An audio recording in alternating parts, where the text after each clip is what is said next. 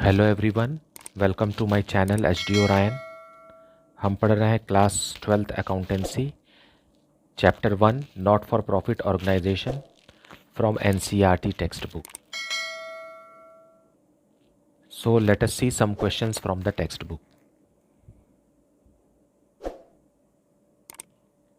सो question number 2। Now इस question number 2 में receipt and payment account दिया हुआ है।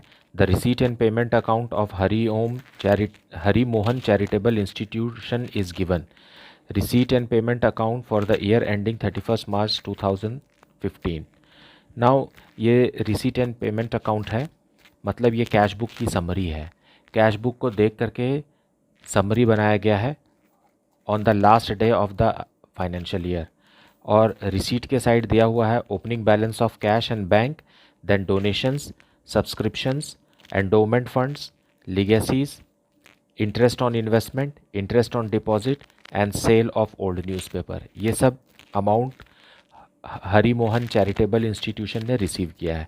और पेमेंट क्या क्या किया है? पेमेंट में दिया हुआ है फर्नीचर, मतलब it is a purchase of furniture, हमने फर्नीचर खरीदा है।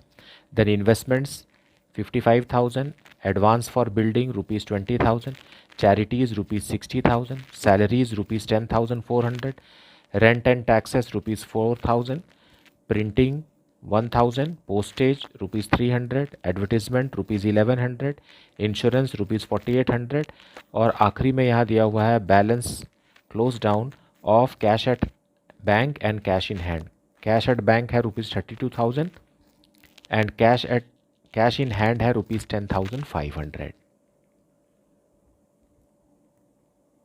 और एक्स्ट्रा इन्फॉर्मेशन में दिया हुआ है prepare the income and expenditure account for the year ended on 31 March 2015 after considering the following. First, it was decided to treat 50% of the amount received on account of legacies and donations as income. And second, liabilities to be provided for are rent ₹800, salaries ₹1,200, advertisement ₹200. And third point is ₹2,000 due for interest on investment was not actually received. Now हमें इस question में income and expenditure account for the year बनाना है। और income और expenditure account कैसे बनता है? प्रॉफिट एंड लॉस अकाउंट की तरह ही बनता है। यहाँ पर रिसीट एंड पेमेंट अकाउंट में जितने भी आइटम्स दिए हुए हैं, ये सारे के सारे आइटम्स हमें इनकम एंड एक्सपेंडिचर अकाउंट में लिखना है, ऐसा नहीं है। इसमें हमें चुनना पड़ेगा कि कौन से रेवेन्यू आइटम्स हैं, और सिर्फ रेवेन्यू आइटम्स को ही हम इनकम एंड एक्सपेंडिचर अकाउंट में ट्रांसफ़र करेंगे। ठीक, सो यहाँ पर देखेंगे हम, तो ये क्या है? Cash in hand and cash at bank, ये एसेट्स हैं, तो ये ओपनिंग बैलेंस शीट में चले जाएंगे। ओपनिंग बैलेंस शीट में चले जाएंगे। डोनेशंस और सब्सक्रिप्शंस, देखिए यहाँ इन्फॉर्मेशन में क्या लिखा है? डोनेशन का 50% हमें कैपिटल मानना है और 50% रेवेन्यू। सो डोनेशन का 50% कैपिटल और 50% रेवेन्यू। जो रेवेन्यू है उसे ही हमें इनकम एंड एक्सपेंडिचर अकाउंट में लिखना है। और कैपिटल कहाँ जाएगा? कैपिटल बैलेंस शीट में जाएगा। और क्योंकि ये डोनेशन है, स्पेसिफिक हो गया, 50% स्पेसिफिक हो गया है, इसलिए ये हम इसे लायबिलिटी की तरफ रखेंगे ताकि हम उस स्पेसिफिक काम को इस डोनेशन के पैसे से कर सकें। सब्सक्रिप्शंस मतलब मंथली फीस है, तो ये रेवेन्यू नेचर का होता है। एंडोमेंट फंड ये कैपिटल नेचर का होता है। एंडोमेंट फंड भी एक तरीके का डोनेशन रिसीव्ड ही है, लेकिन इससे जो जनरेटेड रेगुलर इनकम है वो रेवेन्यू नेचर की होती है, लेकिन एंडोमेंट फंड जो है वो खुद कैपिटल नेचर का होता है, इसलिए इसे भी हम लायबिलिटी साइड में लिखेंगे बैलेंस शीट में। ये कैपिटल नेचर का है। लीगेसीज के बारे में कह रहा है कि 50% रेवेन्यू है, सो 50% को हम यहाँ लिखेंगे। 50% is revenue and remaining 50% is capital in nature. Then interest जो होता है वो रेवेन्यू नेचर का होता है। सेल ऑफ ओल्ड न्यूज़पेपर्स भी रेवेन्यू नेचर का होता है, क्योंकि ओल्ड न्यूज़पेपर्स का बुक वैल्यू कुछ नहीं होता, ज़ीरो होता है। और जितने भी रद्दी पेपर हम बेच देते हैं, क्योंकि ये क्या है? चैरिटेबल इंस्टीट्यूशन है, तो यहाँ न्यूज़पेपर्स मंगाते होंगे और पुराने हो जाने के बाद उसे बेच दिया जाता है, तो ये पूरा का पूरा इनकम है, सो ये भी रेवेन्यू है। उसी तरीके से पेमेंट साइड देखेंगे तो फर्नीचर कैपिटल नेचर का है, क्योंकि ये benefit of the furniture purchased is extended over a period of time which is more than 1 year, है ना। यहाँ देखिए फर्नीचर 3000 का है, लेकिन इसका बेनिफिट कितने सालों के लिए रहेगा, हो सकता है 5 साल 10 साल ऐसा हो सकता है, इसलिए ये कैपिटल नेचर का है। इन्वेस्टमेंट्स भी कैपिटल नेचर का है। एडवांस फॉर बिल्डिंग भी कैपिटल नेचर का है। Charities, salary, rent and taxes, printing, postage, advertisement, insurance, ये सब रेवेन्यू नेचर के हैं। और यहाँ जो कैश है ये एसेट है, इसलिए ये क्लोजिंग बैलेंस शीट में लिखेंगे। ठीक। So outstanding expenses are also given here, और यहाँ इन्फॉर्मेशन दिया हुआ है कि 50% of legacies and donation is to be treated as revenue, मतलब बाकी का 50% कैपिटल नेचर का है। सो 50% हम इनकम एंड एक्सपेंडिचर अकाउंट में लिखेंगे और बाकी का 50% हम बैलेंस शीट में लिखने के लिए छोड़ देंगे, क्योंकि क्वेश्चन में हमें सिर्फ पूछा है कि इनकम और एक्सपेंडिचर अकाउंट बनाना है। So we will focus more on income and expenditure account. Let us see the solution now. So let us see the solution. Question number 2. In the books of Hari Mohan Charitable Institution, income and expenditure account for the year ended 31st March 2015. ये ठीक profit and loss account की तरह बनता है। इस तरफ debit side हम सारे एक्सपेंडिचर को लिखेंगे, है ना, for the year accrual basis पर ये बनता है, और क्रेडिट साइड हम इनकम्स को लिखेंगे, है ना। और सारे रेवेन्यू नेचर्ड आइटम्स यहाँ रहेंगे, और रेवेन्यू नेचर्ड और अक्रूवल बेस पर हमें इसे बनाना है, मतलब कि पूरे होल ईयर का इनकम और एक्सपेंडिचर को हमें लिखना है, चाहे वो एक्सपेंडिचर आउटस्टैंडिंग भी क्यों ना हो। अगर इस साल का है तो उसे हम ऐड करके शो करेंगे, और अगर इनकम अक्रूड है तो उसे भी हम ऐड करके शो करेंगे। ठीक।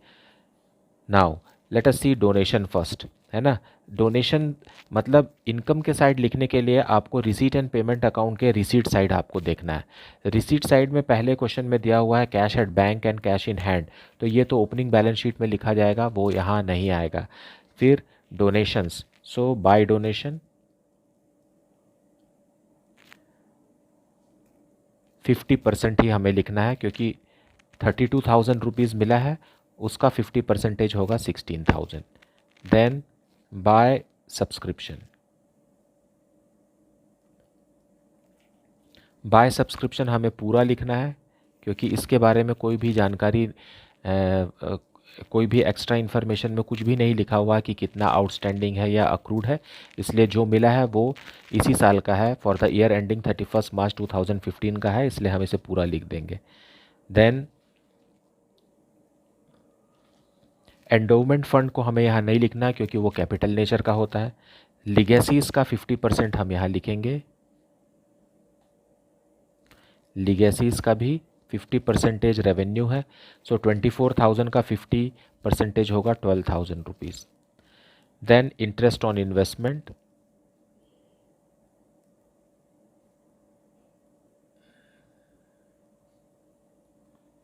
interest on investment is 3,800 rupees, and then interest on deposit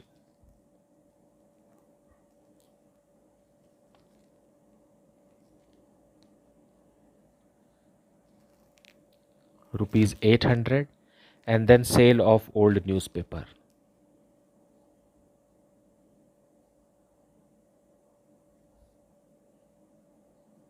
cell of old newspaper पूरा का पूरा ही रेवेन्यू नेचर का है, और ये पूरा का पूरा ही इनकम है। नाउ एक्सपेंडिचर के साइड लिखने के लिए हमें रिसीट एंड पेमेंट अकाउंट, मतलब क्वेश्चन में हमें पेमेंट के साइड देखना है। नाउ पेमेंट के साइड में है सबसे पहले फर्नीचर और इन्वेस्टमेंट और एडवांस फॉर बिल्डिंग, ये तीनों कैपिटल नेचर के हैं, तो इसे हम यहाँ छोड़ देंगे। चैरिटीज़ से शुरू करेंगे, to charity, charities is for rupees 60,000. Then salaries में एडजस्टमेंट में लिखा हुआ है, सैलरीज 1,200 रुपीज़ का है आउटस्टैंडिंग, सो सैलरीज का अमाउंट हम अंदर लिख देते हैं 10,400 प्लस क्लोजिंग आउटस्टैंडिंग। आउटस्टैंडिंग मतलब कि सैलरी है इसी साल का, लेकिन उसका पेमेंट नहीं हुआ है, सो सैलरीज हो गया 11,600 का। Then rent and taxes, rent and taxes में भी एडजस्टमेंट है, 4,000 रुपीज़ का rent and taxes receipt and payment account में पे हुआ है, लेकिन एडजस्टमेंट्स में सेकंड पॉइंट पे लिखा है कि आउटस्टैंडिंग रेंट है, तो उसे हम ऐड कर देंगे। क्लोजिंग आउटस्टैंडिंग मतलब 800 रुपीज़ का रेंट और पे करना बचा हुआ है, सो 4800, क्योंकि हम अक्रूवल बेसिस पर बनाते हैं income and expenditure, what's that, या income and expenditure account accrual basis पर बनता है प्रॉफिट एंड लॉस अकाउंट की तरह। सो आउटस्टैंडिंग को भी हमें यहाँ कंसिडर करना है। फिर है प्रिंटिंग।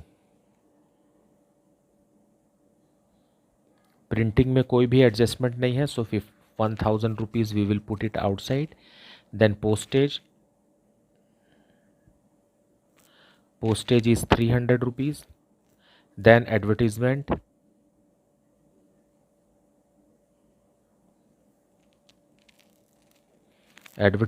में एडजस्टमेंट है, इसलिए पहले हम 1100 रुपीज़ अंदर लिखेंगे, फिर प्लस क्लोजिंग आउटस्टैंडिंग, क्योंकि इसी साल का बचा हुआ है 200 रुपीज़ एडवर्टीज़मेंट का देना है, so 1300 rupees is advertisement. After advertisement we have got insurance. So insurance के बारे में कोई भी इंफॉर्मेशन, एक्स्ट्रा इंफॉर्मेशन नहीं है। इंश्योरेंस इज़ रुपीज़ 4800, सो 4800। लेकिन यहाँ देखिए एक्स्ट्रा इन्फॉर्मेशन में थर्ड पॉइंट में लिखा है ₹2000 due for interest on investment was not actually received. यहाँ हम इंटरेस्ट ऑन इन्वेस्टमेंट लिखे हैं, तो इसमें हमें 2000 रुपीज़ ऐड करना था, तो मैं इधर अलग से लिख देता हूँ एक बार फिर, टू इंटरेस्ट ऑन इन्वेस्टमेंट। जो ऑर्गेनाइजेशन को मिल गया है वो 3800 का है, और इसमें हमको क्या ऐड करना है, क्लोजिंग अक्रूड या क्लोजिंग आउटस्टैंडिंग, जो हमको इस साल का है, मिल जाना चाहिए था लेकिन अभी तक मिला नहीं है। सो ये हो गया हमारा 5800। ओके, अब हम इसमें सरप्लस या डेफिसिट कैलकुलेट करेंगे। एक्सपेंडिचर साइड और इनकम साइड को कंपेयर करेंगे, और जो भी आंसर आएगा, अगर बैलेंसिंग अमाउंट डेबिट साइड आता है तो इट्स अ सरप्लस, और अगर बैलेंसिंग अमाउंट क्रेडिट साइड आता है तो it's a deficit. So credit side का ग्रैंड टोटल आ रहा है ₹85,300, और डेबिट साइड का ग्रैंड टोटल आ रहा है ₹83,800। So we have to insert 1500 rupees, ताकि इधर का भी टोटल कितना आ जाए, 85,300। सो ये क्रेडिट बैलेंस है, मतलब इनकम साइड ज़्यादा है, सो इसे हम कहते हैं surplus. What is surplus? It is excess of income over expenditure.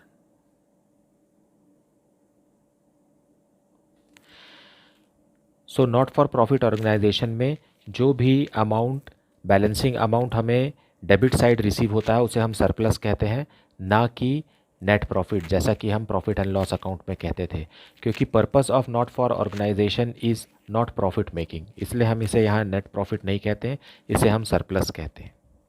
So this is the solution.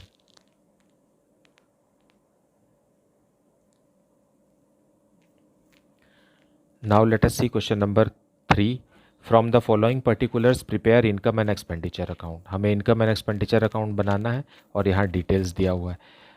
So fees collected including ₹80,000 on account of the previous year ₹5,20,000। यहाँ जो फीस कलेक्ट हुआ है, क्योंकि हम इनकम एंड एक्सपेंडिचर अकाउंट बना रहे हैं, ये अक्रूवल बेसिस पर बनाएंगे, और सिर्फ रेवेन्यू आइटम्स को ही लिखना है हमें साल भर का। यहाँ जो फीस दिया हुआ है उसमें 80,000, इस 5,20,000 में 80,000 का भी कलेक्शन हुआ है, जो कि लास्ट ईयर यानी प्रीवियस ईयर से रिलेटेड है, इसलिए हम इस 80,000 को, हमें इसको नहीं लिखना है, इसमें से हम माइनस कर देंगे। Fees for the year outstanding, मतलब इसी फाइनेंशियल ईयर का फीस जो अभी तक हमको मिल जाना चाहिए था, नहीं मिला है, और हम इनकम एंड एक्सपेंडिचर अकाउंट बना रहे हैं अक्रूवल बेसिस पर, तो इसे हम ऐड करके शो करेंगे इनकम के साइड। ये दोनों को हम ऐड कर देंगे, जिसमें से 80,000 को हमें लेस करना है। Then salary paid ₹68,000, including ₹5,000 on account of the previous year. मतलब जो सैलरी पे हुआ है 68,000, इसमें से ₹5,000 प्रीवियस ईयर का, मतलब पिछले अकाउंटिंग ईयर से रिलेटेड है, तो इसे भी हम लेस कर देंगे 5,000, क्योंकि इस अकाउंटिंग ईयर का नहीं है। लेकिन outstanding salary at the end of the year, मतलब इस साल का ₹3,000 जो सैलरी पे हो जाना चाहिए था, ये हमने नहीं किया है, इसलिए हम इसे ऐड कर देंगे अक्रूवल बेसिस होने के कारण। देन एंटरटेनमेंट एक्सपेंसेस ₹8,000 पूरा लिखना है। टूर्नामेंट एक्सपेंसेस ₹25,000, ये भी पूरा लिखेंगे। Then meeting expenses 18,000, travelling expenses 7,000, ये हम पूरा लिखेंगे, ये सब रेवेन्यू नेचर्ड है। Then purchase of books and periodicals, है ना, यहाँ purchase of books and periodicals 40,000 का है, जिसमें including ₹31,000 for purchase of books. अब यहाँ देखिए, इस 40,000 में से सिर्फ पीरियोडिकल्स का जो एक्सपेंस होगा यही रेवेन्यू नेचर का होगा। बुक्स जो है वो कैपिटल नेचर का है, क्योंकि बुक की लाइफ 1 साल से ज़्यादा की होती है। लेकिन पीरियोडिकल्स मतलब छोटी मैगजीन्स जो होती हैं, जैसे कि monthly magazines and quarterly magazines जो होते हैं, वो रेवेन्यू नेचर के होते हैं, रिकरिंग इन नेचर होते हैं, है ना। इसलिए पीरियोडिकल्स रेवेन्यू नेचर का है और बुक्स जो है वो कैपिटल नेचर का है। बुक की लाइफ जो है वो काफ़ी होती है, मतलब सालों साल बुक लाइब्रेरी में हो सकती है। सो यहाँ परचेस किया गया है 40,000 का बुक्स एंड पीरियोडिकल्स, जिसमें से बुक्स जो हैं वो 31,000 के हैं, मतलब बाकी का जो 9,000 है वो पीरियोडिकल्स का है, इसलिए हम सिर्फ पीरियोडिकल्स का 9,000 ही लिखेंगे। रेंट रेवेन्यू नेचर का है 15,000। Postage, telegram and telephone revenue nature का है 6,000। Then printing and stationery 18,000। Then donation received ₹25,000, ये सब रेवेन्यू नेचर के हैं। So we have to prepare income and expenditure account. यहाँ पर भी ध्यान दीजिए कि डोनेशंस के साथ कोई कंडीशन नहीं लिखा हुआ है, जैसे कि डोनेशन फॉर बिल्डिंग या डोनेशन फॉर टूर्नामेंट, ऐसा कुछ नहीं लिखा हुआ है। इसका मतलब है डोनेशन भी रेवेन्यू नेचर का है। अगर डोनेशन के साथ कोई कंडीशन लिखा हुआ होता है, जैसे donation for construction of building और पेवेलियन, ऐसा कुछ लिखा होता है, तो वो डोनेशन स्पेसिफिक नेचर का हो जाता है और उसे हम बैलेंस शीट के लायबिलिटी साइड में लिखते हैं। सो let us see the solution. So solution 3, हमें एक्सपेंडिचर डेबिट में शो करना है और इनकम क्रेडिट में शो करना है, और ये प्रॉफिट एंड लॉस अकाउंट की तरह ही बनेगा। सबसे पहला आइटम जो दिया हुआ है वो फीस कलेक्टेड। फीस कलेक्टेड मतलब ये इनकम है, मतलब इस नॉट फॉर प्रॉफिट ऑर्गेनाइजेशन ने कुछ फीस कलेक्ट किया है। So we will write here by fee. Fees collected is how much? 5,20,000। लेकिन इस 5,20,000 में 80,000 रुपीज़ जो रिसीव हुआ है वो पिछले साल का बकाया रिसीव हुआ है। So we will subtract it, we will write it as opening outstanding. Opening outstanding इसलिए क्योंकि पिछले वर्ष का, गत वर्ष का 80,000 रुपीज़ जो लास्ट ईयर हमें नहीं मिला था वो हमें मिला है, और वो 5,20,000 में इंक्लूडेड है। So we will subtract and write the final amount. It is 4,40,000. But fees is outstanding at the end of the year. So closing outstanding we will add. That is how much? That is 30,000. अब final amount हम लिखेंगे 4,70,000 in the outer column. Then second is salary paid. Salary paid मतलब क्या हुआ? ये expenditure है, so लिखेंगे to salary. Salary paid is ₹68,000। इसमें हम लेस कर देंगे ओपनिंग आउटस्टैंडिंग, मतलब लास्ट ईयर 5,000 रुपीज़ पे नहीं हुआ था, जो हमने इस साल पे किया होगा, और ये 68,000 में ही इंक्लूडेड है। तो कितना हो गया? ये 63,000 हो गया। लेकिन आगे कह रहा है क्वेश्चन में कि सैलरी आउटस्टैंडिंग क्लोजिंग। सो क्लोजिंग आउटस्टैंडिंग मतलब इस साल का 3,000 रुपीज़ सैलरी का अभी भी देना बाकी है। सो 66,000 रुपीज़ हो गई सैलरी का। Then entertainment expenses,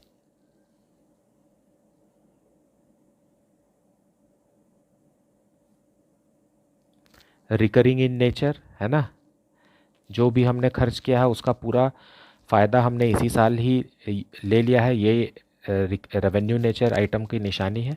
Then 2 tournament expenses. Tournament expenses are rupees 25,000. Then meeting expenses are also there. So 2 meeting expenses.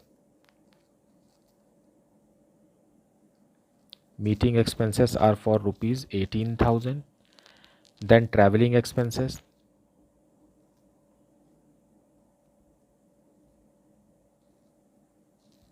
Rupees 7,000 it is for. Then purchase of books. तो बुक्स तो हमें लिखना नहीं है, सिर्फ पीरियोडिकल्स को ही लिखना है. बुक्स जो है उसकी लाइफ ज़्यादा होती है और वो कैपिटल नेचर का होता है. So periodicals.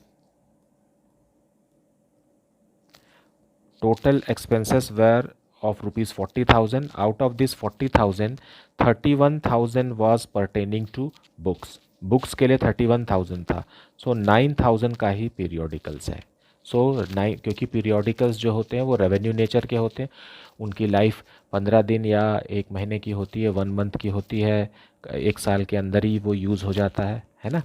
Then postage, telegram and telephone.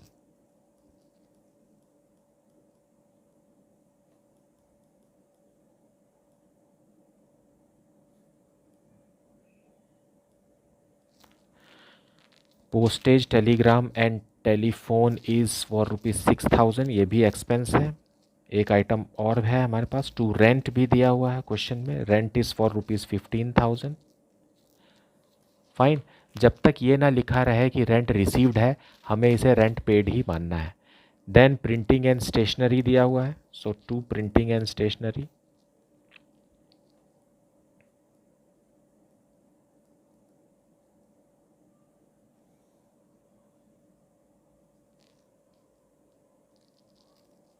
rupees 18,000. Then donations received, so it is an income, so by donation. अगर सिर्फ डोनेशन लिखा है इसका मतलब ये है कि ये रेवेन्यू नेचर का है. 25,000. बस अब इतने में ही हमें सरप्लस या डेफिसिट कैलकुलेट करना है. अब हम क्रेडिट साइड और डेबिट साइड के अमाउंट को कंपेयर करके बैलेंसिंग अमाउंट कैलकुलेट करेंगे.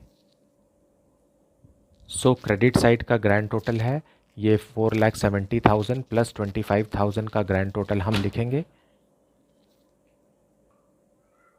ग्रैंड टोटल हम लिखेंगे रुपीज़ 4,95,000. और डेबिट के साइड का अगर सारे अमाउंट्स को हम ऐड करते हैं 66,000 से 18,000, सो ये अमाउंट आता है rupees 1,72,000. So we will have to insert an amount here, है ना, टू मेक इट 4,95,000. हमें यहाँ पर इंसर्ट करना पड़ेगा एक अमाउंट जो कि है 3,23,000. अगर हम यहाँ इंसर्ट करते हैं तो ये हो जाएगा रुपीज़ 4,95,000, क्योंकि यहाँ तक का हमारा टोटल आ रहा है 1,72,000. सो 1,72,000 में 3,23,000 हम ऐड करेंगे, तब यहाँ का ग्रैंड टोटल 4,95,000 आएगा. और यही अमाउंट हम सरप्लस कहते हैं. So to surplus, that is excess of income over expenditure.